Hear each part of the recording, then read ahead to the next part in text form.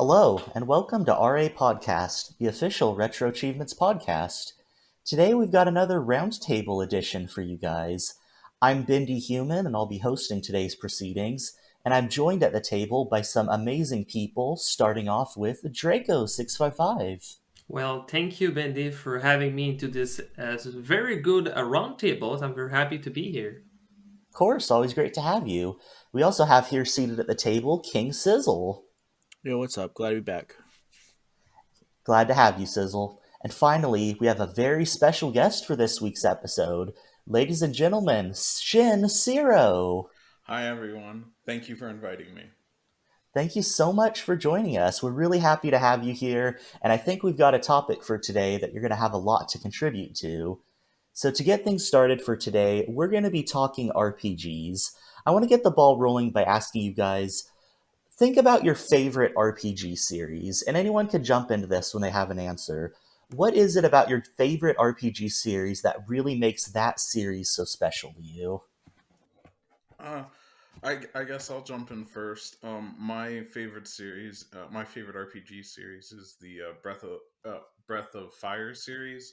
It focuses on a mute hero, and he's a dragon, or he gains his dragon powers sometime during the game, and all along the way he's getting a bunch of different characters from a variety of different walks of life, and they usually come together to fight this anti-dragon. And even though the hero is mute, there's just a whole bunch of different themes and ideas that are explored, at least in the beginning of the series. I know that's kind of changed a lot as the series progressed, but yeah, that's my favorite one. For me, my favorite RPG, I think it's very close. I have two. I think I have two main RPGs I would like to talk about. Is I pretty much my. I think if our Pokemons are one of the RPG, I think I would take it. But I think Pokemon. I think is my most favorite RPG series because I think it's adorable as the cute Pokemon fighting each other, gaining XPs, and I think this is the very first moment when I was a child. I grew up with RPGs, so this is one of my favorite. I mean, they have like a lot of Pokemon games into these days, and it's always constantly evolving. So it's very. I mean, this is the best. And I think the second one I do kind of like is I don't know if this can count, but I think Tales of Symphonia, which is a very great fighting game, but I think it's a little bit RPG wise fighting style at the same time, and it's almost like battle by battle with bosses. So I think maybe that count. I don't know if I'm sure or not. But Tales of Symphonia is always something where I did enjoy a lot when I play on my GameCubes, and yeah, that's a great, very fun series. I haven't played much of Breath of the Fire. It sounds pretty interesting, and a lot of people say it's really fun. I played a bunch of Pokemon, but I think my favorite RPG is the tactical strategy kind of RPGs, like Shining Force. That's a really good one, especially for the Sega Genesis. The first one and the second one, they have amazing music. The sprite work in that game is really cool, really clean, and it's just overall it's just a really cool fun experience, going back to battles on this like quest to save the land over this evil tyranny. um just to mention something about Draco's point of the Tales of Symphonia series, or the Tales of series. I've played some of those. They have really good intros. I think Tales of Zethra, I think that's what it is. They have like it's one of my favorite songs. It's White Light. That's a really good song. I need to come back to pick that up eventually. But yeah, those are RPGs too, Draco. Um, they're kind of like a just a walking around mostly, and I guess you could call 'em modern RPGs because it's got that like open world kind of feel, but at the same time you have to do the battles, and they're more actiony and stuff.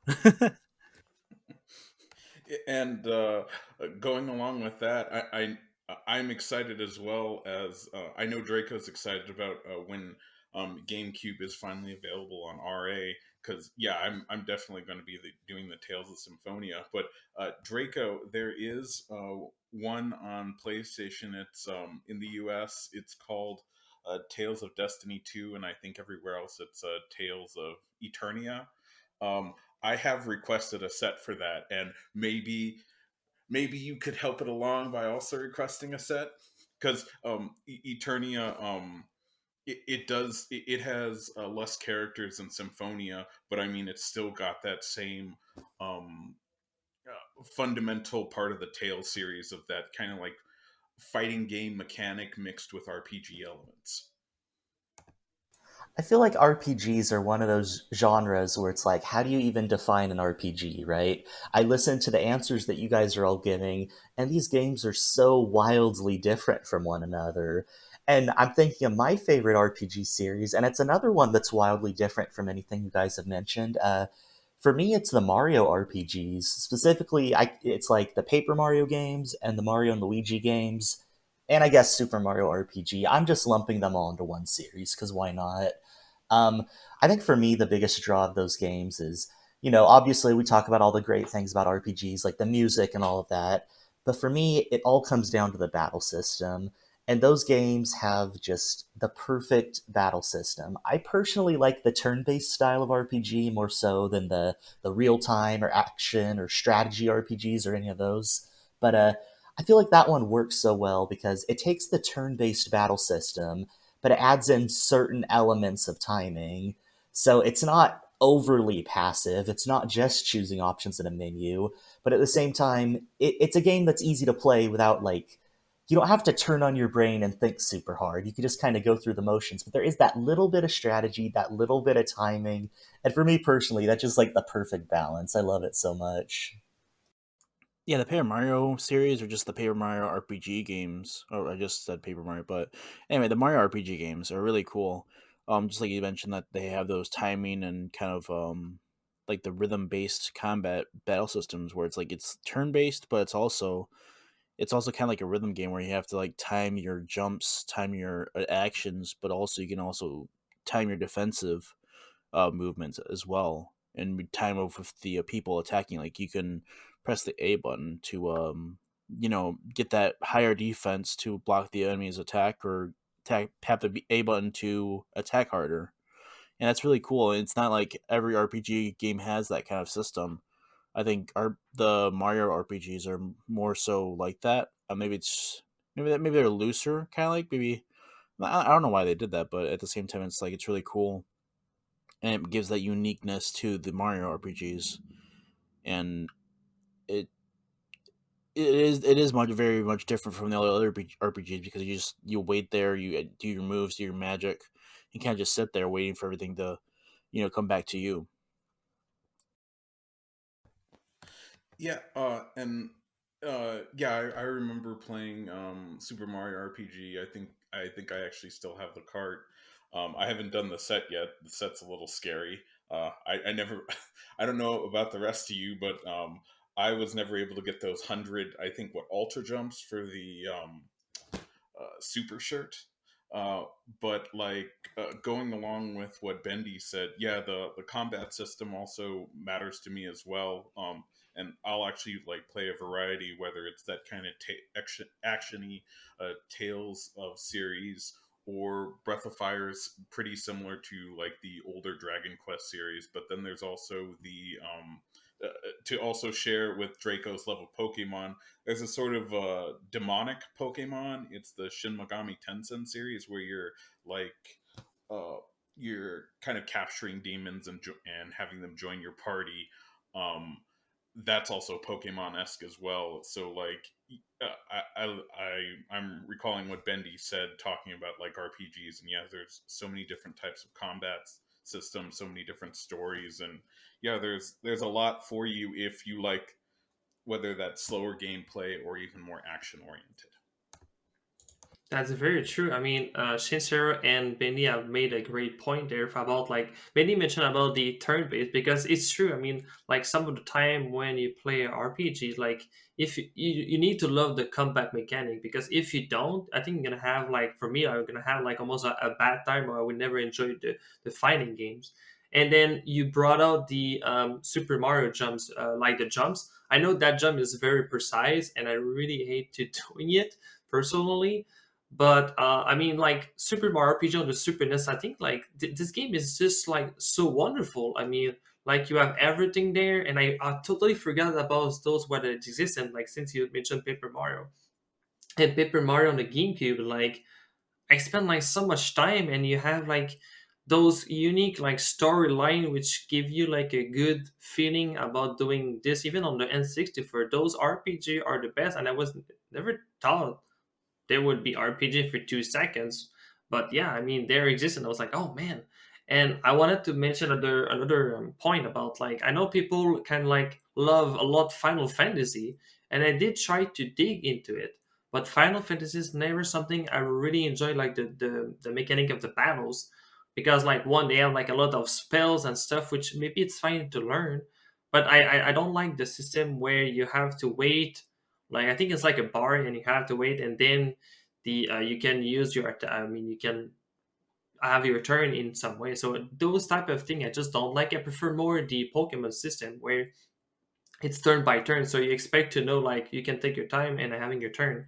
And also like for me it's like always like a fighting, not a fighting but a subject into between a crossover between the Dragon Quest series and the Final Fantasy series, because for me Dragon Quest series, I feel personally they are better. I like more their cartoonish styles, graphic styles, and everything about Dragon Quest than I'm looking at Final Fantasy. I did try like I think my girlfriend said like, "Oh, Final Fantasy 7 is the best one. You should try it." And I try it, but I just still don't understand why this game is so much popular in some ways. Yes, they can have like some crazy maybe aspect to it, but to me, the graphic wise don't appeal to me. And other factor about the systems of how the game is or what the little backstory there is do not appeal to me. So for me, if you put me more Dragon Quest style into the Final Fantasy style, probably more I would like it more. But for me, the Dragon Quest is way better than that. Yeah, it's, we like to give you a hard time for not liking Final Fantasy Draco, but honestly, I do understand where you're coming from. I think it's great that we live in a world where there are so many vastly different RPGs out there that we could all sort of gravitate towards the specific ones we like, right? Because certain battle systems or certain art styles or certain, progression, all sorts of things, certain gameplay styles might not mesh with certain people and others might. You were talking a little bit about I believe it's called the active time battle system that's used in some of the like SNES and PlayStation Final Fantasies and things like Chrono Trigger, games like that. And for anyone who hasn't played those games, it's a weird halfway point between a menu based, turn based battle system and a real time battle system. So basically, each party member and each of your opponents, your enemies, have this bar that's moving along as time passes. And that bar basically tells you what order everyone's going to move in. The thing I don't really like about it is the bar continues moving while you're in menus. So essentially, what it does is it punishes you the longer you take to decide your actions in each turn. And I guess the issue I have with that is when I feel like I'm being punished for taking times to decide my actions in each turn, I'm more likely to just end up spamming the attack button every single turn, unless I'm in a boss against a boss or something and have to use my spells. And as much as I like turn-based RPGs, I feel like they're best when they have that little bit of extra thought, that little bit of extra strategy. And I think that's a very difficult it's a difficult conundrum for RPGs. How do you strike that balance where, on one hand, you don't want every single regular mob encounter to be overwhelming, right? But on the other hand, you don't want the battles to become mindless where you could just mash A through everything. Like, as much as I love Pokemon, once you get experienced with the games, I feel like it kind of gets to that point where you can just mindlessly go through the motions.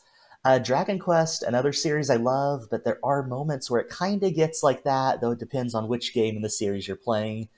Some of them do get quite hard. But anyway, yeah, I'm interested in your guys' thoughts on this. RPG battle systems, what works for you, what doesn't? So, Bendy, I feel like someone that's played Final Fantasy though.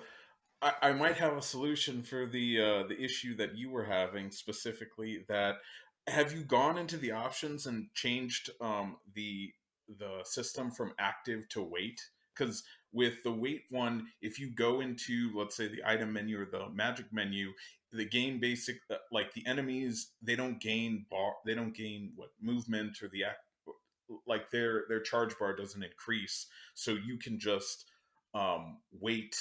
uh, I mean, you could just take your time with that. I think it's great when RPGs give players options. The only time I've done, I do know the setting you're talking about. The only time I've enabled that is when I played Chrono Trigger one time, and I didn't leave that option on for long because it felt wrong, even though it is more in line with my style of gameplay. It felt like, this is this game's battle system. I can't just toggle it off, then it's just a completely different game, which it sounds like I'm contradicting myself, right? It makes no sense that this game would give me exactly what I say I wanted, and then I say, oh, but I don't actually want that. So I don't know. Maybe I don't know what I want. I really don't know. Well, okay, with you bringing that up, I'm actually let's see, Suffa. Let's see, it's a developer, Suffa. He was uh, let's see, it's Suffa 28. He recently added a set for. I assume, Bendy, that you've played Final Fantasy 6 or 3 on the Super Nintendo. I have, but not on RA. Okay. Well, the vanilla one on RA, it's too much for me, but there is a nice compromise in this hack that came out that I'm also glad that RA has added. In fact, just to go into a different genre, like Super Mario World has so many different hacks, but you might want to check out. Let's see, what is it? It's Final Fantasy VI Brave New World, because um for the original game of Final Fantasy 3, it was like just very easy, but Brave New World changes enough things so that there's a compromise between the battles are they're never mindless, but they require more thought. Like, for example, do you remember on the floating continent with Atma Weapon, Bendy? Yeah, yeah. Okay. So for before it was, I think, like Mog could actually like use a certain type of dance and insta kill Atma weapon. Now the battle is much more involved, and actually, I think in the original game, once you did enough damage, it started charging and started using more powerful attacks. Now what you're supposed to do is actually use dispel with Celis when it starts charging up, and that wrecks with using like Ultima or other stuff like that. So, there is an increase in difficulty with the hack, but once you start understanding the kind of new systems with it, the battles are a lot less mindless. That's really cool. I wasn't aware of that hack in particular. I do know, though, that lots of RPGs do have all sorts of rebalancing hacks or hard mode hacks, or a lot of the ones that were only released overseas even have things like translation hacks, right? So, yeah, I think you make a good point that in many cases, the original release of an RPG isn't necessarily the best way of experiencing it. Of course, that's up to interpretation, but Definitely. it's nice that we have those options for sure. So speaking about your question you asked earlier, Benny, about the battle system, I was really thinking about it, and I feel, I mean, it's for me. Like even if I play Pokemon, even if I play like any type of RPGs, I feel like the more you have experience, because like experience is making like rather like a lot of the time the game easier or sometimes stressful. If you're on the levels and you're fighting a boss, you can have like a most you need to like really think hard about what you have to do. But into the upper end, if you spend a lot of time, like most of the Pokemon game, or even maybe like, I mean, a lot of RPG, I feel like a lot of RPG, if you just mashing the attack buttons and you just super overpowered and you fight every single enemy, you don't even need to worry about anything else in the game. You don't have to worry about how you're gonna deal with this one. You don't need to do like what is the weakness of this boss. You just smash the attack button, and most of the time, I feel most of the RPG work. Maybe like some older Final Fantasy, older Dragon Quest, maybe some Pokemon. Just smash one attack, you're super overpowered, and you gain a lot more experience because you just grind it out. And I feel like even on Tales of Infinity, you're just like doesn't matter if you have like a better weapons, less good weapons, or stuff like that. You can always beat the game into different ways by just mashing one button, which is the only attack button. So don't worry about defense, spells, or anything. So that's pretty much what I feel about the battle system, which is very interesting. I think that also gets into that idea how different people approach RPGs in different ways, right? I know for me, I'm the type of person who I will never run away from a random encounter. I'm going to fight every single random encounter. Or if there's optional fights, I'm going to do every single optional fight.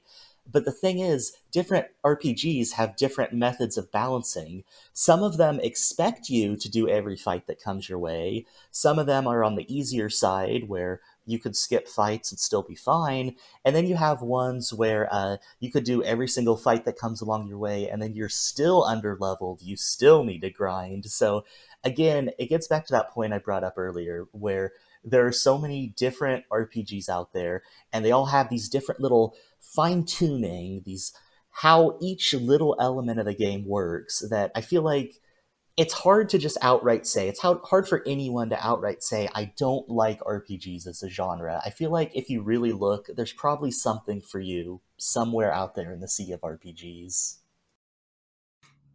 Even for me, who doesn't have much time to play RPGs, has found some kind of RPG that I really like the Shining Force or just a tactical strategy.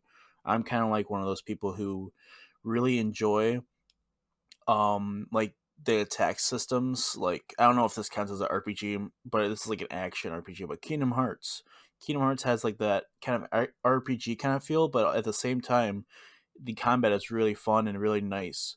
And they, I guess you could kind of apply the same things to tactical RPGs where you can come at different scenarios and different battles at different like different ways. You can set all your people up at one point, you can set all your people up at another point, and it's just the combat of these two games I really enjoy, and I really like having like multiple battles in them, and I'll just like keep restarting the battle or attacking the same group of enemies more than once because I just enjoy the battle. And I guess the same thing could be said about Paper Mario, or Mario RPG, is that when the combat system for me, I really enjoy it. I seem to grind a lot more than I would with Final Fantasy or Pokemon because it's just for some reason it's not as entertaining for me. I don't know why. I'm pretty sure Drake could back me up, or maybe he can like say something against my argument. But for me, it's just watching the two sprites jump up and down and do like different things when we're not really moving around or there's nothing other else happening. It just seems kind of like, oh, I'm just pressing the A button. There's no, I can't move my character around the other character, or I can't bring someone else in well alongside of my other ally who is attacking like in a tactical RPG, because you can have like four different people on top of one other person, and you can like simultaneously attack them. All right. Well, like, I was actually, I know I've had this discussion with, I think, retrosexual before, but like, and Bendy's also kind of brought this up as well, but like, I, I don't really like those kind of RPGs where there's this kind of mindless grinding. I kind of like this more mindful grinding, where like you have to pay attention to phases and stuff like that. But um I mean, for something like Tales of Symphonia, there is at least one outlet. There's the I know this is in the future for RA, or at least I'm hopeful it is. But there is like hard mode and mania mode for that, so that you can't just kind of just attack or use Demon Fang. Um, but I mean, there is for like really high quality RPGs, at least for the ones that I'm thinking of, I always appreciate those ones where you can actually win the game at a low level, and it's and as long as you get enough money, although that can be also a different kind of grind, as long as you're paying attention to like certain characters innate abilities, you can actually win at a very low level. Like I know, for example, um, uh, Bendy probably knows about this guy. Gao in Final Fantasy 3 for the Super Nintendo, 6 for everywhere else. He, because of his berserk rages with different enemies, he has access to so much more power, depending on the rages that he gets, compared to the rest of the party at very on early in the game. Like for example, um, I know Gao. He has this. It's a cat scratch, and it's from this little kitty cat enemy. It does like 3 or 4 times the regular kind of physical damage. He can learn quote unquote magic much earlier in the game than the rest of the people.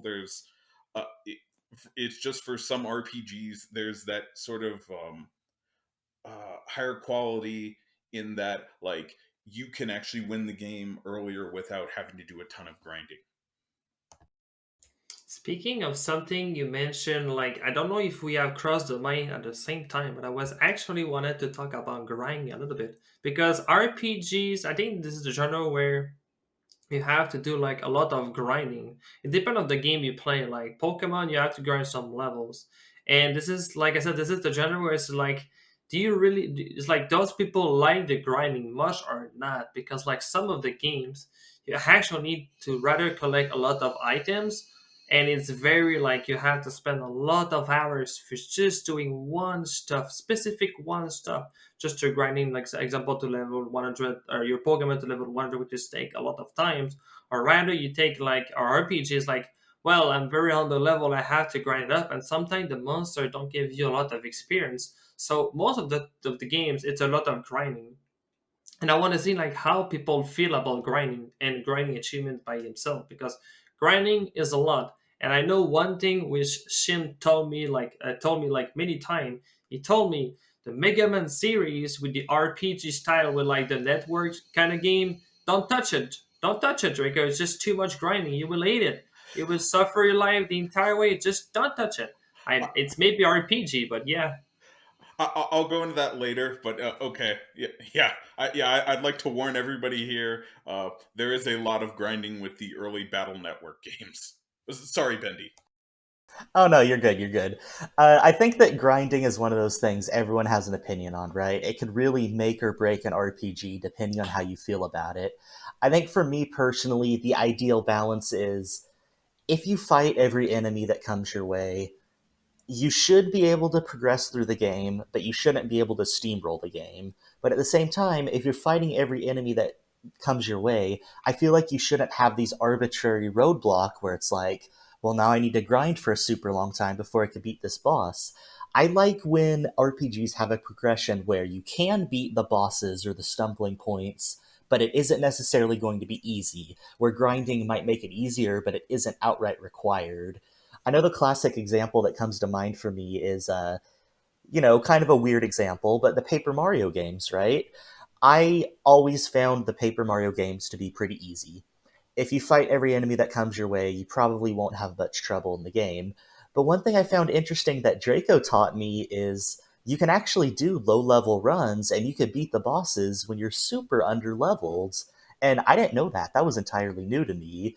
So it's just interesting to see how you could kind of break RPGs when you know their mechanics.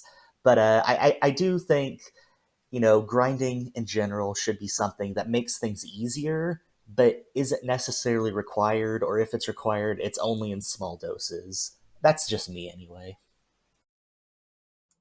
I think a lot of RPGs could be better without the grinding or the massive grind, but like I mentioned before, I think for me at least, the grinding is pretty fun as long as the combat's fun. Like in Mario Paper Mario, like you mentioned, that combat's really fun. So I mean, I like grinding in that game, and I didn't know you could defeat the bosses without grinding. But it's just for me, grinding is fun when the combat's fun. Um, Getting to know my spells, getting to know all my abilities and my characters, and I want to get all my people up to the same level. And then if there's a benchmark of, hey, I can upgrade this character at like this like level 10, like in Shining Force, I might do that on the first fight because it's like, oh, if I can get a lot of XP and I like this combat system and I can just test whatever I can do for future battles, I might as well do that because it's the combat's pretty fun, I guess. But yeah, I mean, I think a lot of RPGs could be a lot better, more open to new players if they didn't have as much grinding. Because I know that in the modern, like the recent modern RPGs, like what's it called? The Octopath Traveler. Octopath Traveler was one of those games where people were like, "Oh, this game has you grind a lot. It's really hard." And from what a person on the outside of RPGs, it seems like that's like a negative point of I don't want to touch that RPG or go into it because it seems like there's a lot of commitment if I have to grind so many hours. But I think if RPGs like loosen that up a little bit and like, oh, you could just play through the game and you get all your XP inside of like the missions and the battles without having to grind, that's more fun and open. But at the same time, maybe they should have like some kind of difficulty modifier, like, oh, if you want to grind, we will make the enemies harder for you and so on. Just an idea. I think you make some really good points, Sizzle. And I've noticed that as I grow older, my mindset towards games I enjoy, and RPGs in particular, has sort of shifted. Because the big thing that grinding does is it pads out the length of the game, right? It could add hours and hours to the total playtime. When I was a kid, that was a great thing. That was a positive because, you only get new games once in a while. It's a very uncommon occurrence. So when I'd get a new game, I'd want to milk that game for all it's worth. If that game takes me a really long time just to beat the game, that's perfect. That's awesome. Nowadays, I'm an adult. I have less free time. And with retro achievements especially, I've kind of moved toward the mindset of I like to play a game, then move on to the next game. It's very difficult for me to sink my teeth into a giant, massive RPG. One more thing I wanted to touch on real quick is you brought up Octopath Traveler, and I've played that game, and I do enjoy it, but I feel like that game might be an example of sort of pushing too far in one direction. And here's what I mean by that. I talked earlier about how I don't like RPGs where you could just mindlessly mash the attack button and win every single battle, right? I like it where there has to be that little bit of strategy, even if it's a turn based RPG. For me personally, I feel like Octopath went a little too far in that direction. I love the battle system. I think it's maybe one of the greatest battle systems I've experienced in a turn based classic JRPG. But it gets old when you're doing it for every single mob encounter. When you're just trying to walk through an area and every single random encounter, you're like, okay, I gotta really think. I gotta plan through every move. It almost makes me miss the more mindless, just mash through it. I think it's a fantastic battle system, but like, I can't play that game for super long periods of time. It's weirdly exhausting to me. I don't know if anyone else can relate to that experience, but it's like I'll play a little bit and then feel like, okay, I need a break. That was a workout, you know? Or is this another example where Bendy just doesn't know what he really wants? Maybe Um, that's the theme of today's episode. You might be onto something, dude. I no, think you're right. Bendy, I totally agree. Let's see. I started. I know we're talking more about a more modern game, and I actually have something to say right for something that's in the style of Octopath Traveler. But yeah, after you get a certain amount of characters in that game, like the enemies just get too inflated health pools, and I'd actually say the battles do become mindless because I think what it saves telling you like what their weakness is, and then you have to hit their weakness with like a couple times before it breaks their shield, and then they have these massive pools if for each character that you've gotten. Like I think I have two more, and I stopped the game picking up the archer, and I was just like, it, it's taking too long to kill you. Primrose is useless, and I liked her as a character. But like, yeah, some of the battle still feels easy. It just that it feels it takes too long. And going on with what was recently talked about with grinding, I feel like that's an issue for like Bravely Default 2, because I'll hear about people saying like, unless you grind an exorbitant amount, like I'll watch a couple streamers like grind for that game off screen, then go into a boss battle, and then like 4 or 5 times they just get steamrolled, and it's like, yeah, when I was young, like really young, it was like, oh my gosh, I'm after school, I'm tired of, I'm bored of homework and all this other kind of stuff. I can just sink hours and hours into this. But now it's kind of like, I appreciate systems that make it so I don't need to grind, but I'm still strong enough. Like, I agree with you completely, Bendy. If I'm fighting everything along the way and I'm not, just going back and forth, I should be strong enough for the next story point. Maybe not strong enough for super bosses, but I should be strong enough. One thing Benny mentioned, which I was really happy he mentioned, it was the Paper Mario when we play each, I mean, together to play these RPGs. Like, I know for me, I am like more into a speedrun players than Benny is. So like, I know like little twists and trick to just go faster.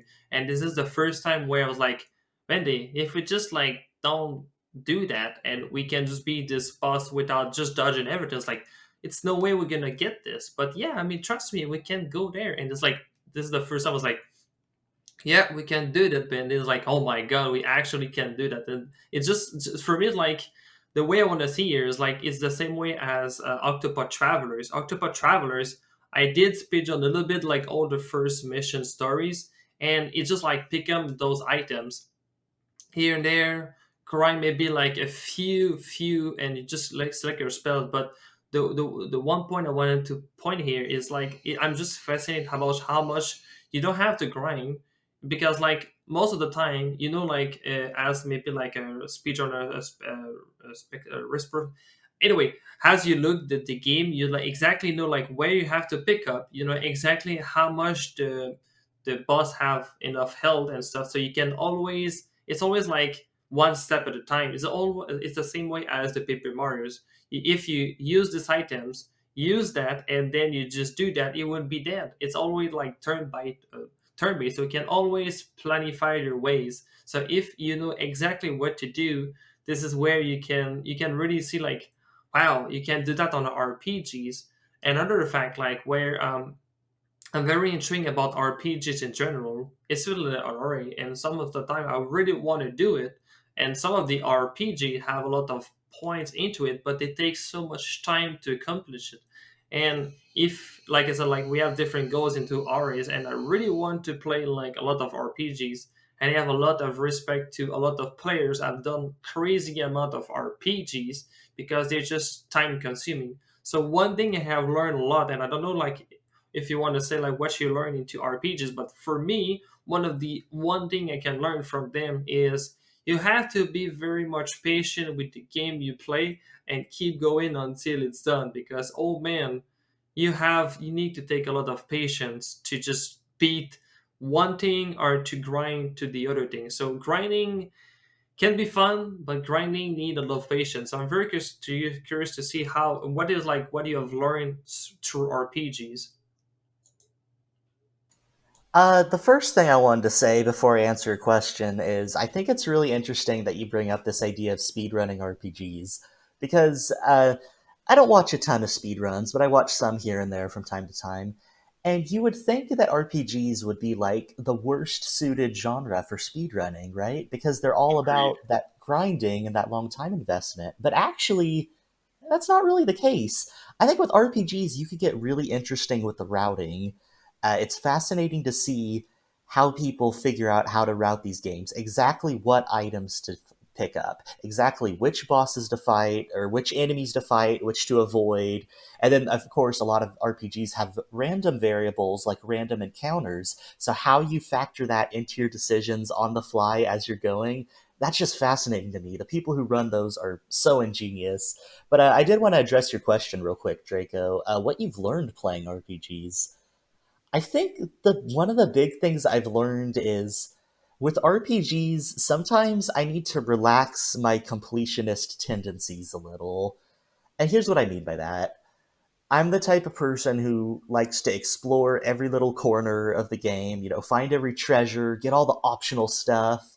And I feel like RPGs can be some of the most punishing extreme games to try to 100% complete or 200% complete on RA.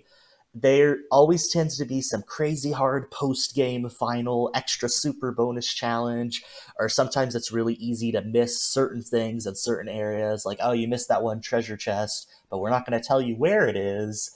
Or sometimes there's things like missables. Oh, you didn't do this at this point in the story, so now it's gone. So, as difficult as it is for me, I feel like RPGs are the types of games where I need to just sort of relax and try to have fun with it and not necessarily go full completionist when the game is a little too extreme in that regard. I actually didn't know that Draco did speedrun some RPGs because I mean, I know he speed ran Mario Kart 8 and a lot of racing games, but I didn't know he actually did RPGs.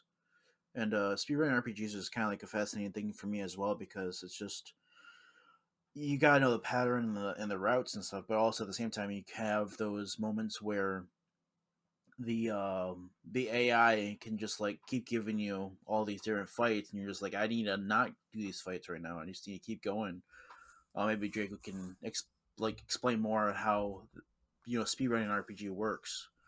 But that's really fascinating that I didn't know that he did a lot of RPGs. Yeah, I actually didn't know that either. And Bendy, to go back with what you were saying, um, yeah, like I've watched Dan Carnett speed run Final Fantasy, the what is it, Mystic Quest. Um, before I found out about RA and Draco, and actually the first person introduced me to RA was Mr. Game Squad, top guy on RA. I used to watch manipulated glitchless runs of Earthbound, and that was a type of game, or that was a type of speed run that I think the speedrunners, like, the chance of you leaving the initial town of Onet was something like, I think it was like 11% chance that you had to do that, because uh, what would happen is in Earthbound is you'd have to be walking a certain way, you'd have to select things in the menus a certain way, so that it would basically tell the AI, oh, do this. um and then on top of that, because how many of you are familiar with Earthbound's like HP system? So yeah, to speaking about the sizzle question about how, I mean, yeah, surprisingly I did some Octopath Traveler speedruns. Well, I did not did much of it. I know it was just very a little bit popular, but not much.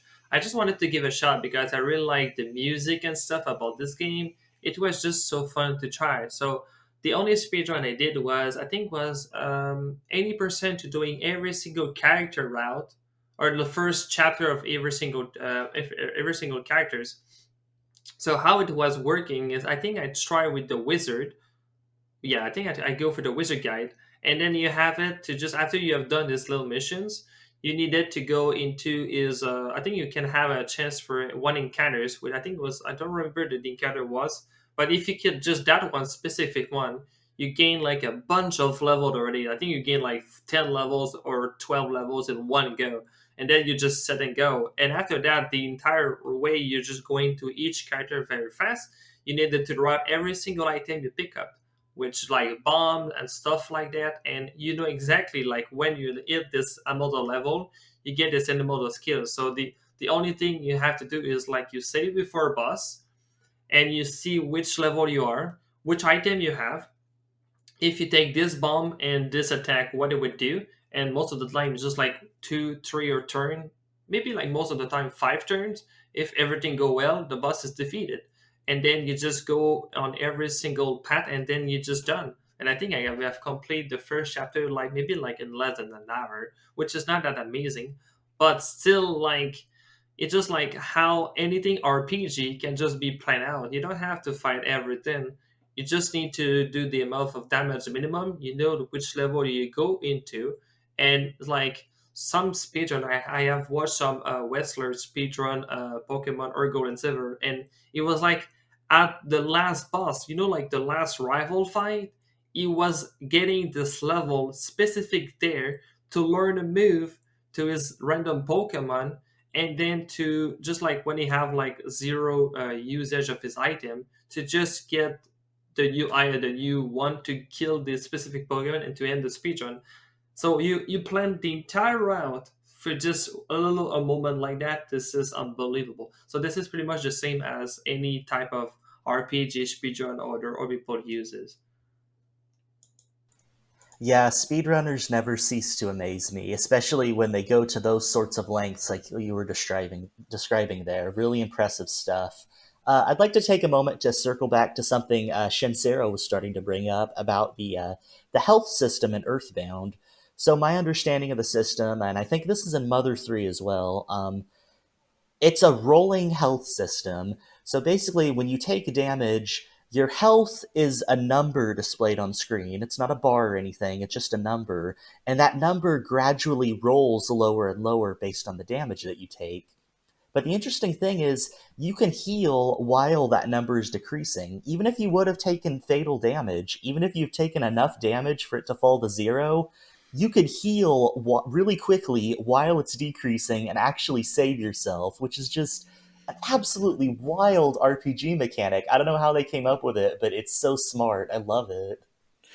Uh, yeah. So to go back into talking, I'll make it quick about the Earthbound speed running. You have to manipulate the menus. You have to manipulate your movement, and then on top of that, there are sometimes, like, I know there's a fight with the Onet police in the beginning. There's one where you have to take fatal damage and you have to mash A as fast as you can. And I think the top speedrunner at the time was saying something like, you can save yourself if you start at least, I think, at 21 HP. You're able to, and you've got your mash on, to quote him. If you tap fast enough, you can save yourself if you end up killing the enemy with the fatal question. But yeah, there's so much involved with speedrunning RPGs. I've even watched speedruns of the Mega Man Battle Network games that, like, there's a lot of manipulation, and it can get intense when you might have to move like a pixel, so that the enemy will react a different way. Well, as long as we're talking about speedruns, I think this is a good opportunity to pivot to our next topic. One of the most famous speedrun games out there, Super Metroid, right? That game has so many different routes you could take, such a fascinating route, both in planning and execution. And I want to take this opportunity to talk in general about Metroidvanias, the Metroidvania genre. I think this is something we may have touched on slightly previously on the podcast, but we never really got to delve deep into it, and especially not in this roundtables format. So, if anyone doesn't know what a Metroidvania is, it's basically any game that takes on the style of the Metroid series, in the sense of you have an open world to explore and different items you collect that power up your character, or the later Castlevania games, which are inspired by Metroid, such as Symphony of the Night is the famous one, as well as the GBA and DS Castlevanias. So to start things off, I gotta ask you guys, what is your favorite Metroidvania or Metroidvania series, and why? Um, I, speaking of Metrovanias, we actually have one for the achievement of the week right now. The Castlevania Harmony of Dissonance or Dissonance. I probably butchered that name, but um, I just played through not all of it just now, or not just now, but earlier, and I really like that kind of like style. It was really fun and really fluid.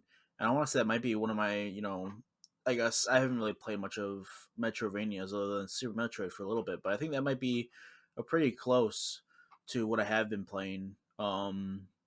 It's pretty fun. I like the dashing mechanic in it, and the the combat and movement and the leveling up system in that game. I know a lot of people have like different issues, and people say that there's other games better than this one, but I haven't played them yet. And to my knowledge, it seems like this one's really fun, and I think maybe I'll put this one in my like top 5 or top 10 different Metroidvanias that I've played at least. I'm curious what you guys have to say about what your guys' favorite Metroidvania is, but that's one of my favorites right now. Speaking of the Metroidvanias, Monster Tale is one by Cherry Birkin made. That game, I think this is like one of the first. I would say like the first, because I'm not into much like Castlevanias or even into like Super Metroidvania style or Metroidvania style, but Monster Tale, just a cute little side, because I really like cartoonish games in many ways, and this is one of them where you're just like shooting. It's pretty much like a Metroid games, but it's just more cuters. You have a little cute monster there, and this is the first game where I was really like digging the aspect of the Metroidvanias. Like some of the game is like back and forth, place to place, but in general, this game is was phenomenal. It was so good, and I know like it's a game where not a lot of people have tried this before, which it's on the DS. But this game is just so much unique and stuff. Another game I did like, kind of, but I never like I said, I'm not into Castlevania, but I did try Ario Sarah for the GBA, I believe. And that game, that was pretty amazed how it was pretty smoothly. I enjoyed the set a lot, but I'm not too much into Metroidvanias in some cases. But those two games, this is where I really enjoy my time. Yeah, I caught some of your streams of Monster Tale. That game looked absolutely delightful. I think it's sort of a hidden gem. It's one of those games people really hadn't heard of. I know before I saw you play it, I had only heard of it in passing, but I didn't expect it to be as good as it was. I thought it'd be one of those games where it's just like, oh yeah, it's okay, it's whatever. But yeah, honestly, if anyone out there likes Metroidvanias and they're looking for something new, check out Monster Tale. It's on the DS, it's on RA. It looks like a really cool game. I still haven't played it myself, but it's on my list. I gotta check it out. I've played. I keep for some reason I keep forgetting about Monster Tale. I've played it like a long time ago, mostly on road trips. Because I mean, when I was younger, I had a DSi, and Monster Tale was one of those games you can get on. I think either the marketplace or I can't remember how I got it. I think it was a download, like a DSi download, or maybe it was a 3DS download. But either way, I played it, and it was pretty fun. And I think it feels like a game made from the same company who makes Shantae. It kind of has that kind of same style. It has the same graphics. The company is slipping my mind right now, but it was a really cool game. It reminds me a lot of Shantae, with some like quirks and stuff. It's a very good Metrovania. But for some reason I keep forgetting about it. Maybe it's just me and I haven't really quite played it all, but I did play it in short bursts, like going to like the hotel, going to someone's house. It was never really like in my room. It was always whenever I was on like a trip to somewhere. Yeah, Way Forward. It just came back to me. Way Forward was the company who makes all the Shantae games and other games like that, and Monster Tale is one of those one of those games that it just feels like it's made by Way Forward, and it's just bizarre that some companies can like do that kind of same aspect, and it has some good qualities to it. I would say check it out as well. I was sitting here trying to think of my answer to the question, what's my favorite Metroidvania? And I was drawing a blank. I was really struggling to come up with my absolute favorite. I didn't even think of Shantae until you brought it up. And then I just had that moment of, oh, Shantae, I love Shantae.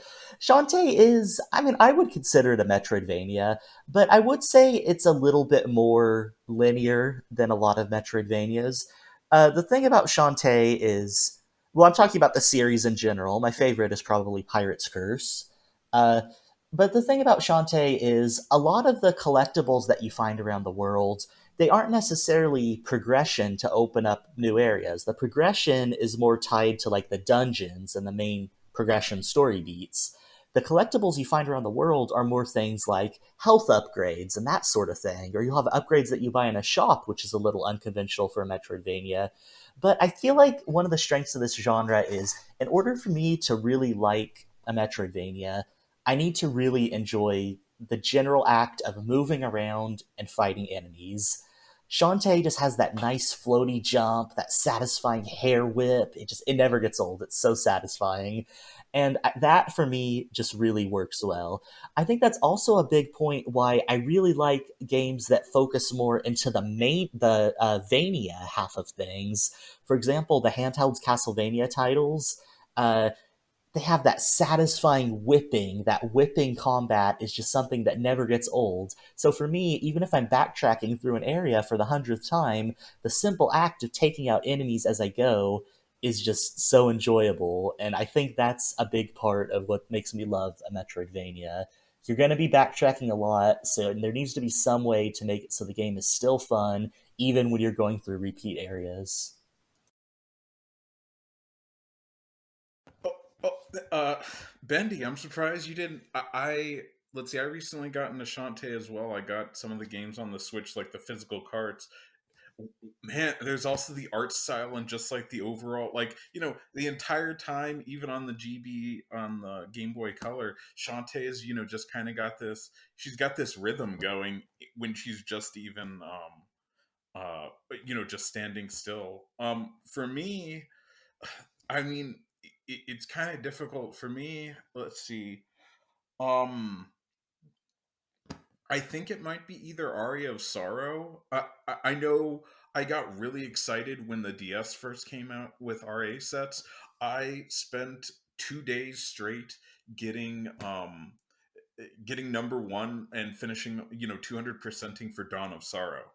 Um, like for me, a lot of it is about the exploration and exploration in terms of like something that the player should be able to figure out. I know I might be a minority with this, but there were a couple different things in that new Ritual of the Night that came out like a year or two ago that was kind of like, come on, Iga, who I guess popularized the Metroidvania genre. It was kind of like those are things that I think shouldn't have been there. But for me, I think Dawn of Sorrow or Aria of Sorrow. Like I really like the art style for Aria of Sorrow. Um, are my favorites. Yeah, I saw that shit when you really did like pass so fast into the set. I was like, okay, yeah, Shin got this. And I saw you in the like in the back. Just that was very impressive to do. And then what I wanted to say here is about like RPGs and Metroidvanias, because like I think those two specific genres, I don't know if you upped with me, guys, but I think this is the most punishing one when you're probably trying to do like a 200% of the set. Because if you like me and Benny who really like the badges, or anyone to just go for the badges, and you have a bunch of missables into RPGs, and just like you just look the set, it's like you see 20, 30 missables, like, and you don't know the game how it is. It's like, oh man, do I try it? Do I don't try it? I don't know. And you just don't know. Like you actually don't know. Like it's rather like you do like a amount of research for those missables, and sometimes you just don't know what you have to do. You just say a text and you have no idea what it means. And like I said, like the RPG or Metroidvania, it's so punishing because if you miss one, like just like one stuff there, you have to what, redo the entirely of the game twice, which is probably fine for some players. But if you play like a 20, 30 hours, 40 hours RPGs in the middle of it, and you miss one and missables there and you didn't even know, and you have one shot to get in it, it hurts so much for some players. Like for me, it really hurt if you miss one of them. But I think I don't know what you feel about what I just said, but for me, those two genres is really like it's a little bit annoying if you have to redo a missable there if you mess it up. I can totally see that as well. I'm only going to touch on this point, but there are in each of the Battle Network games, there are a ton of missables that pop up. Like I know Battle Network 3 specifically. There's maybe, I want to say, 5 to 10 achievements that are just missable. That unless you were on, I usually use GameFAQs. Unless you were on GameFAQs and you just knew it ahead of time, you're gonna miss out. And then if you save and there's only one save file, you're kind of done. But um, let's see. I I haven't finished this set yet or started it, and I know it's going to be incredibly difficult. But I know I'm going to 200%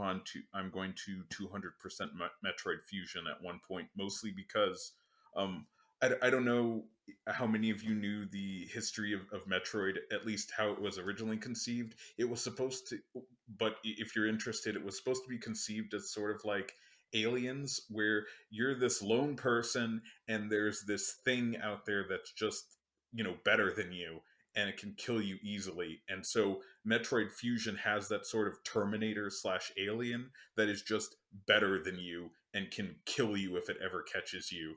And so there's this, it, I feel like, I know I'm well aware that probably people that listen to this, and probably most of the people here, probably love Super Metroid, but like Metroid Fusion has that sort of terror of like, oh gosh, this Sax, as it's usually called, is out there. I need to flee, or I'm going to go back to the checkpoint or save point. Metroid Fusion definitely has its own little unique style. Just the atmosphere, the tension. It really does feel distinct from the rest of the series in that regard. I didn't know about those direct inspirations, Alien and the others, but now that you mention it, it makes a lot of sense. Always fun learning about video game history. But circling back to what Draco was saying about missables, I actually think if you're the kind of person who gets stressed out over missables or just really dislikes them, Metroidvanias are probably a good genre to gravitate toward on RA, because if you think about it, there aren't many things you can make missable in a Metroidvania. Then games, by definition, are structured around being able to go back anywhere at any time. In my personal experience, the only real missables I've encountered in Metroidvanias are damageless bosses, which can be a bit of a pain. I know that when I play through these games, often I'm just not in the mood to do a damageless boss, so I'll be like, I want to continue the game, so I'll just advance now and come back to that one later. But then, of course, you could usually only fight the boss one time, so it ends up this awkward situation of I either have to do an entire second playthrough, or I need to do these right now before I can play the rest of the game, or I need to back up my save before the boss so I can revisit this later. But other than that, there really aren't missables in Metroidvanias, at least not in my experience. Maybe you guys have some counterexamples on that. Uh, I just want to talk a little bit about damageless. Um, the death fights in the in the Castlevania one in the Castlevania games, those fights sort of end up feeling like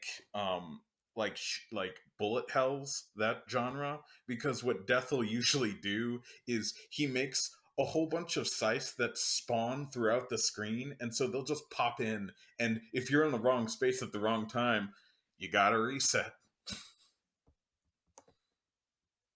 Yeah, death has always been challenging, even going back to the NES Castlevanias. But I'm thinking in particular, I sometimes get the handheld Castlevanias mixed up. But I think it might have been Aria or one of the GBA ones, I think, where you're fighting death, but the screen is wide. It's like, I think, two screens wide. So those scythes might be off screen, and they're hard enough to dodge already. But when you have a scrolling screen, that just adds a whole wrench into the proceedings. I'll be quick, but and at the same time those scythes are moving, Death has also got his own game plan going. Of course, of course. It wouldn't be death otherwise. Well, speaking of when you speak about damages boss into any type of Metroidvanias, yes, I mean it's true. Like you can like create like if you want to like a save a part and then, but like if you're really into the moon or just not like put it this aside and you just like stubborn to the death, just trying to do this is like, well. I have to do this now because if I don't, I can't. I don't want to move further. It's like it's not fair to move further to just make sure you don't want to come back later on, or just if you miss anything. But they're like those bosses are really like into like pattern, and you have to learn those patterns. But sometimes you just cannot figure it out, and you're struggling to the death to just trying to find those. So missable into those bosses, I think is the like not the worst, but it's close to that. But it's like I wonder like do I prefer doing like damage as bosses over the actual missables, one item you specifically need to grind, or a specific fight you have to fight? Because if you just go too much into the story, which I think happened to me in the Paper Mario series, I think I speak about it like a long time ago into the podcast. Like if I miss it, like the two badge from the Peach on the castle, if I just did not give them to Mario already, I will not do the entire like 20 hours playthroughs again.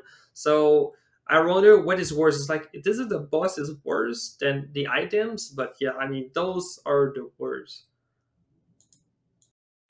That's a tough argument, Draco. I mean, because damageless like, can get really stressful, and you can always be like really timid and nervous when you're doing the damageless bosses. But at the same time, missables kind of thing where you have to like either do it without a guide or look it up.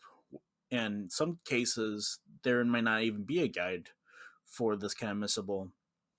So I mean, it's kind of like the toss of a coin. You got the nervousness and the stressful tension of doing this boss damageless, and you don't know when it's gonna end, or the endless searching of this one particular moment.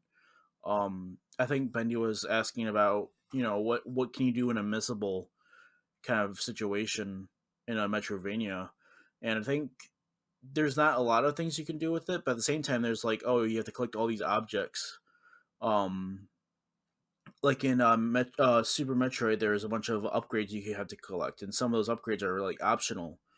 And I guess you could probably count it as a missable if you like finish the game, or you go like past a certain point and you can't get that collectible. But yeah, I mean, the same part those collectibles are usually you can go back and get them if you need them. It's kind of like a RPG kind of sense where if you don't think you have enough energy or enough power to progress through the game or to defeat this boss, you can go back and get this out power up. And I guess in this other way, it's kind of the same way with grinding. I guess it kind of all circles back in within each other through RPGs and Metrovanias. They're kind of like I guess one and the same, maybe. I'd like to take a moment to go back a little bit. Go back all about the retro. Let's look at the origins of the Metroidvania genre. A lot of people would argue, oh, Super Metroid and Symphony of the Night, right? But I'm saying let's go real far back. Let's go all the way back to like Metroid 1 and the really early versions of this type of game. Before we go any further, I want to ask you guys, who here has actually played Metroid 1? What are our levels of experience with this? I played a little bit of it. I haven't really got very far into it. Same here. I did watch Retrosexual do. I want to say he's finished almost all the RA set, but I have not put that much time into it. And actually, a lot of it comes back to like how difficult it is to heal. Like you have to grind to heal your life back to full. Are we talking about the Metroidvania on the NES version? Because damn, that game looked awful.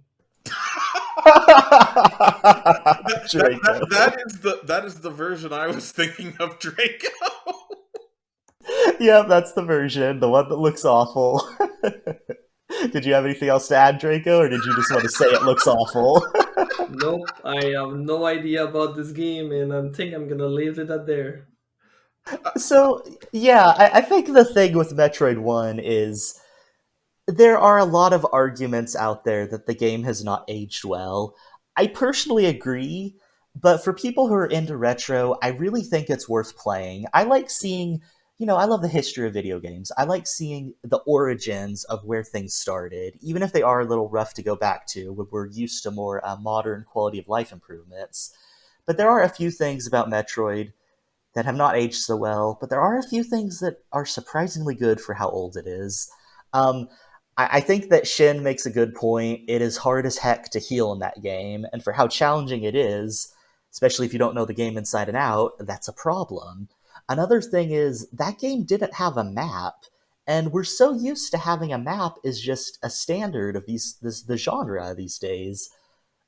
The issue is on the NES, the game had good graphics for the time, but everywhere looks kind of samey. It's very easy to get confused when the environments look very similar to one another. Definitely. And I think it's one of those things where if you're a kid with all the time in the world, you could really get lost in that game. And how many games were there like that at the time, truly, where you could just really get fully immersed, fully lost in the world? Zelda 1 is another one that comes to mind for sure, but there really weren't that many at the time.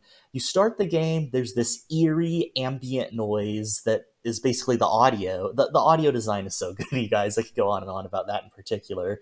But I don't know. It's just I obviously I'm a bit young. I wasn't there when the game came out. I didn't play it then. I can't pretend I did, but I could put myself in the head of people who did, and it just seems like a really incredible experience. I think that there was something special about playing that game when it was new that we can never truly re-experience, but there's a lot to appreciate looking back at it for sure. I mean, that's very true about what you're just speaking about the map, because we're so used to using a map which like refer you like if you do like a dungeon, or like even when we did play like Pokemon Colosseum, I think we like can see a little bit of the, I mean, a map somewhere, but like I think like even like maybe like some Dragon Quest, I think is it the Dragon Quest like for a game board or all of that, you don't even actually see a map. So sometimes to try to find the path where you need to go, you encounter a lot of monsters without even seeing a map. I really enjoy those games where you can actually see where you go and at least having like a hedge of where you go. Like some Tales of Symphony have the maps. I mean, a lot of games have a map, which I think into any type of RPG is the best. But where you just like into the void and you don't know where to go, and you have a lot of spawn there, what do you do? It's very stressful. I have a little other question if you people want to ask you is like if you can choose, do you rather go for Metroidvania or you prefer other type of RPG style traditional RPGs? If it's up to me, I would go for RPGs, typically RPGs, because I think RPG is the best, one of the best genre, except Slash, except some, I would not say the double F words, the double F games, but some of those, like most of those, are pretty damn good. Mario RPG, I think would I would say Mario RPG is the best RPGs. But beside that, this genres is better than for me Metroidvanias. I know like Metroidvanias have a lot of, I mean, I would say like they're shorter, more fun, casual, and depend of what you have to do. But in general, they're most short term than the actual RPG. So I'm very curious to see if you go for, are you like more RPG or more mature, and why?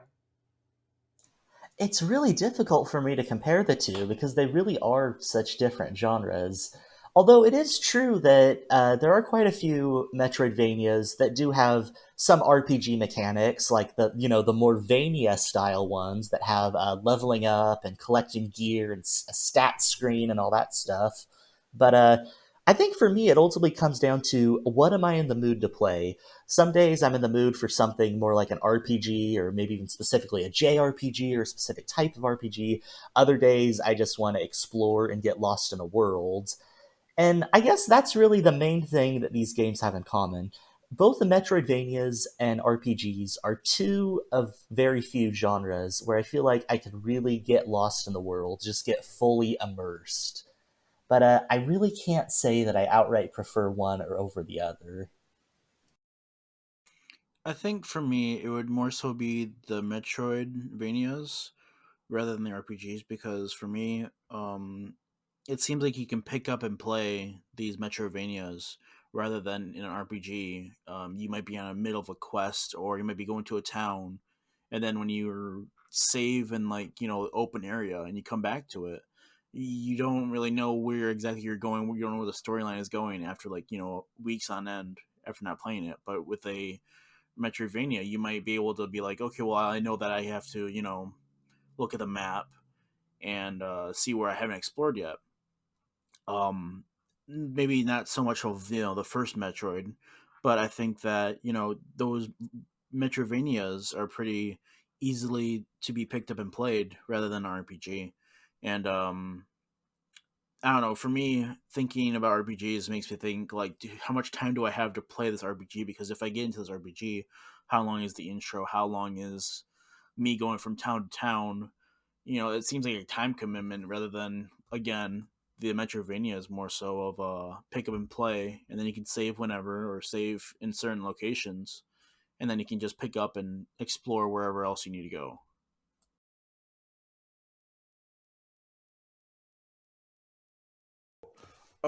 So something I like about some the Metroidvanias is Metroidvania does, unless you're trying to 200%, it does almost offer something for everyone. So when I was younger, I wasn't that good at noticing patterns with like bosses and stuff like that.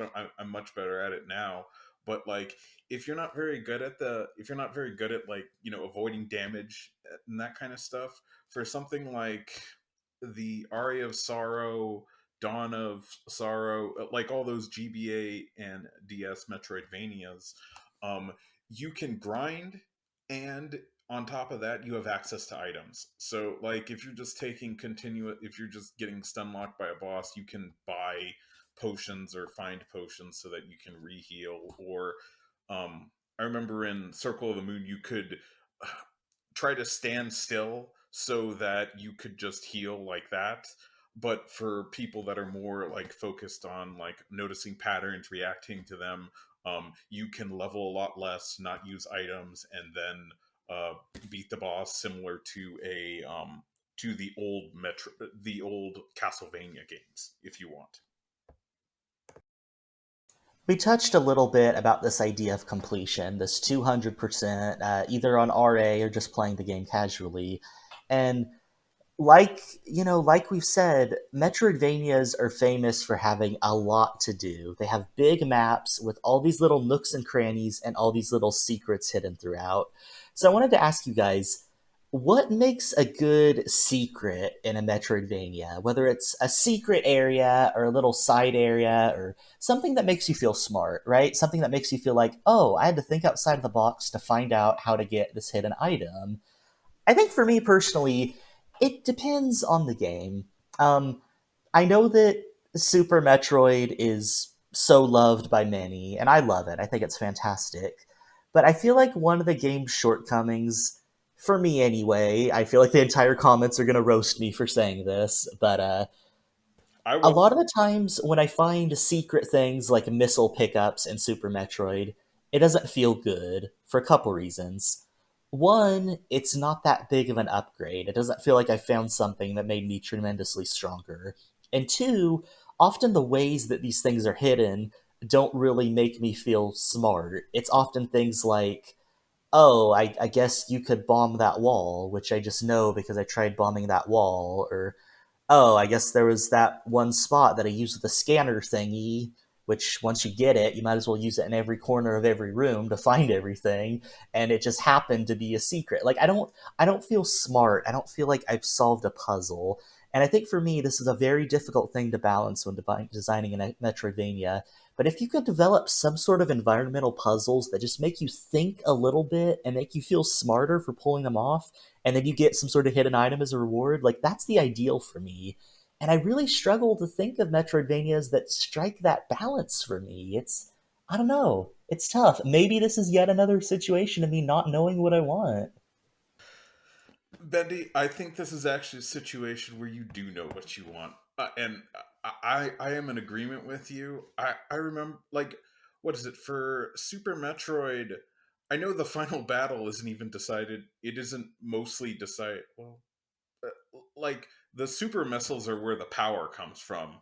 By the end of the game, what like the regular missiles and the power bombs, they're not going to do you any good against like Mother Brain, for example, or they're just going to do less damage. I know power bombs are almost useless unless you want to heal via the crystal flash, but that has very specific requirements. But for me, um, I agree. I think for Metroidvania, what it might depend on is like um descriptions in the items for when you first get them. So like for those of you that might have played Dawn of Sorrow, there's a couple power like there's a couple times where you can find these little secret books that'll say things like um, use a screaming item at the bell tower, or um, throw out curry and a mothman will come out, and then that's how you get another couple of items with that. And like I totally agree with you, Bendy. There's a lack of almost explaining. You almost either need a guide, or or you're just experimenting, just continuously changing out your equipment in order to figure out, oh, I actually need this item in this very, very specific thing, and I've never had to use it before. Um, and yeah, that is a fine line, and I even the creator Iga um, of this genre, I don't think he's even mastered it, and it's actually part of that is the reason why I'm not a big fan of Ritual of the Night, because he has these really esoteric times where it's like I don't think there's any way I could have figured that out, and I'm not super smart, but like it would have there's no way I could have gotten that naturally. What do the rest of you think? Well, I think Benny already know my answers because I will surprise you with the Draco ways, because Draco ways is normally typical of me. Never read a thing, and then if I learn something, well, that's very amazing because like I can feel smarter because I like, yeah, I knew it, how it's done. Oh, I just find this naturally. Wow, I'm so impressed by myself.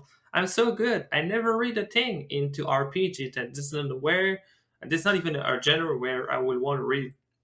So for me, when I explore or when I get something, I was like, wow, oh, that's amazing. Yeah, Draco, if you have read it, you should know it was there. But normally, like into some games in general, like I don't feel the satisfying to just find a piece of heart or finding an items to Metroidvanias or any type of thing, because I don't know. I mean, it's just an items. It would just don't give you much reward, I feel.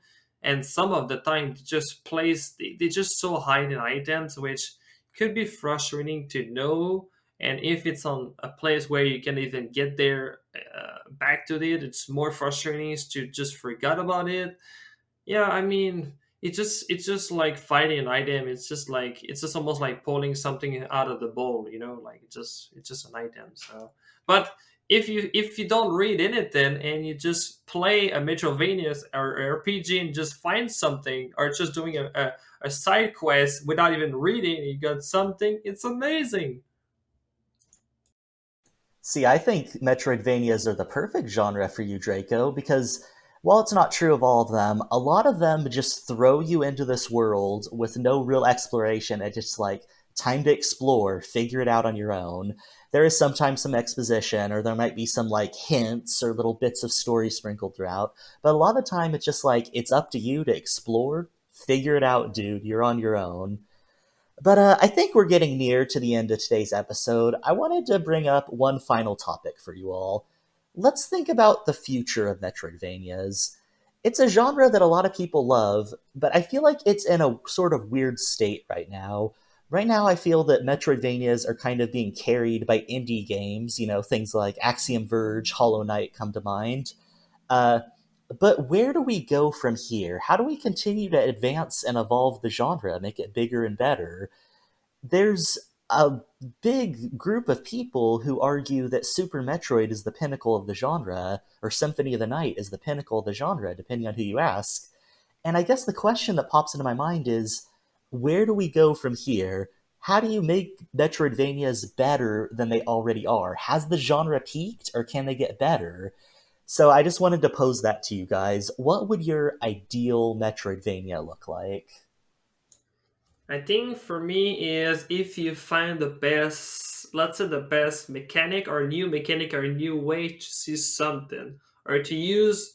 maybe like an items or anything in the game where it never done before, but it keep the simple ways of let's say like a Metroidvania style, like with like you start with the Supervania, but you just increase more how the beauty of the game could be, because always the modern games have such beauty graphic, but also just to have like something which is simple enough, which work great, and having like anything like example you playing the Mario Odyssey, and it just adding like a cappy where you just like you can do like a double jumps and then you have a extra movement. It's just still the same simple mechanic, but you just push it a bit further and it create like a new aspect of the world. So I think for me, this is how I would see like any type of game, like even like the Paper Mario series, the RPGs. We all love the GameCube, and I think the GameCube was the best with stories, sideline stories, plus anything for a Paper Mario's. And for so long, we wanted to do having something similar to that, but we it was never delivered that way. So, but I still like I think like some games should go back and see how like the Super Metroidvania style for having like a base, but just try to implement something better. I think for me, for my ideal like Metroidvania game, I would like it to be more explorable. Like I always like the aspect of exploring the area and finding those nooks and crannies, like different additional power ups or different life upgrades or something that's explorable, even with double jumps, wall climbs. Those like little like small things of movement, like Draco was saying, the movement abilities are really cool. And I think that if Metrovania had more of those, along with a lot of different nooks and crannies, I think it would be a really good Metrovania game. I think maybe this Metrovania already exists. I just haven't found it yet. I think that would be like my most ideal, Metrovania with like some really good combat, maybe more of the lines of like a Castlevania. But I think what it comes down to is explorability of the general like area. Be really cool. All right, I've got kind of two things to say about this. I think there's still more that the Metroidvania genre can go into. I mean, it seems pretty. It seems in general, with maybe an exception of Shantae, that the Metroidvania genre is fairly comfortable, and it's usually a good choice to select an environment that's sort of gothic horror, like Castlevania, or um let's see what else. Hollow Knight is also kind of like grim and horror-y. I'm going to say something possibly controversial here, but here's something else to consider. I've heard a reviewer, and I'm actually in agreement with this, has labeled Dark Souls as a sort of Metroidvania. But as opposed to getting something like, let's say, a double jump or a wall jump or super speed or something like that, what you're gaining instead is more like skill, because there's still heavy exploration. You need to pay attention to patterns, enemy patterns, boss patterns.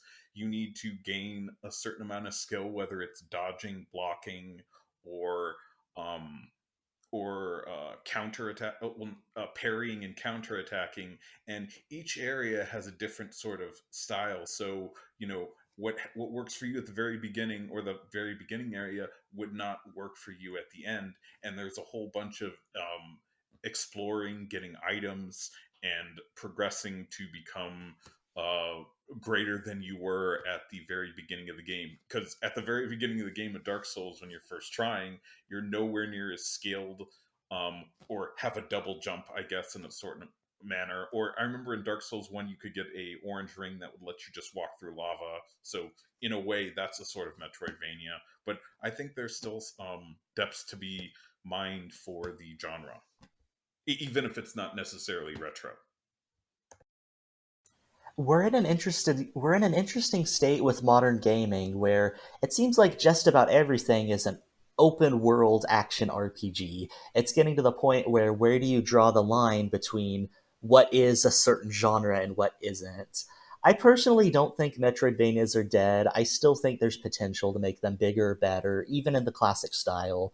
But, the question of what should count as a Metroidvania is a deep philosophical question that I don't think we're going to get to the answer of today.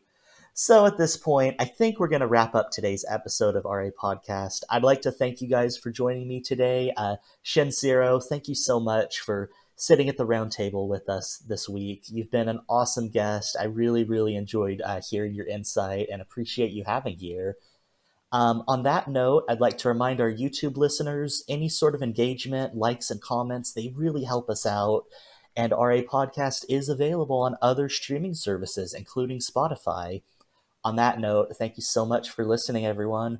This is Bendy Human and the RA Podcast crew signing off.